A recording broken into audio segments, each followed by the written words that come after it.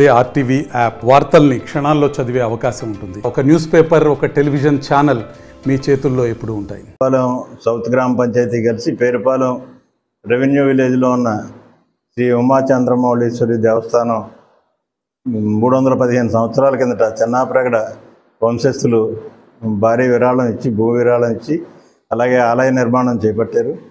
ఇక్కడ నరసాపురం ప్రాంతంలో ఉన్న పురాతనమైన దేవాలయాల్లో కాళీపట్నంలో ఉన్న శివాలయం, అలాగే పేరుపాలెంలో ఉన్న శివాలయం, లక్ష్మీనేశ్వరంలో ఉన్న శివాలయం చాలా ప్రసిద్ధి చెందిన క్షేత్రాలండి. ఇవన్నీ కూడా పాల్కూరుకి శ్రీనాథుడు అక్కడ కాళీపట్నం దేవాలయం సుమారు 1100 సంవత్సరాల కిందట ఏర్పాటు చేశారు.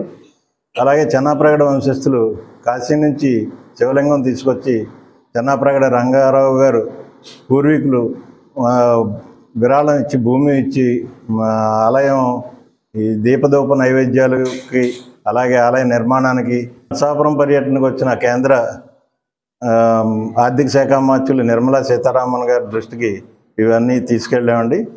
వెళ్ళిన తర్వాత వారు మా విన్నపాన్ని మన్నించి వారు అక్కడే ఉన్న బుగ్గ రాజేంద్రనాథ్ రెడ్డి గారు పిలిపించి ఆర్థిక శాఖ మంత్రులు ఆలయ నిర్మాణానికి మేము ₹1,00,00,000 చెన్నాప్రగడ వంశస్థులు, గ్రామస్తులు అందరం కూడా ₹1,00,00,000 విరాళం సేకరిస్తామని చెప్పిన తర్వాత వారు చాలా సంతోషించి వారిని కూడా CGF ఫండ్స్ నుంచి ఎంత ఆలయ నిర్మాణానికి కావాలని సుమారు అడిగారు.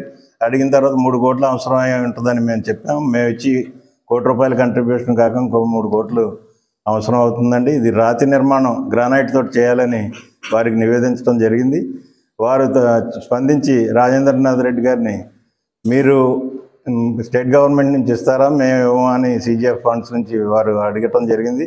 మంత్రి గారు వెంటనే నేనే చేయిస్తాను, మా కాన్స్టిట్యున్సీలో దోన్లో దీనికి సంబంధించిన రాయి కూడా దొరుకుతుంది కాబట్టి తగిన ఏది సూటబుల్లో ఆ గ్రానైట్ రాయి నేను ఏర్పాటు చేస్తాను వారు చెప్పడం జరిగింది.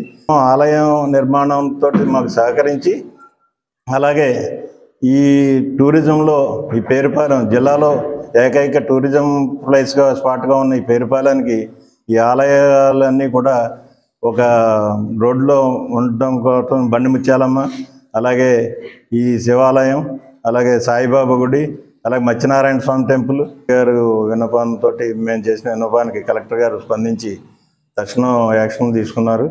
అవన్నీ కూడా మాకు ఏర్పాటు చేయించవలసిందిగా కోరుతున్నాం. అదే ప్రాంతం నుంచి మోళ్ళపురం నుంచి ఇలా నెల్లిపల్లపాలెం వరకు ఈ ఫిషర్మెన్ హ్యామ్లెట్స్ అన్నీ కలిపి లింక్ రోడ్డు కింద ఏర్పాటు చేస్తే మన భీమవరం పేరుపాలెం నుంచి 21 కిలోమీటర్ అవుతుందండి.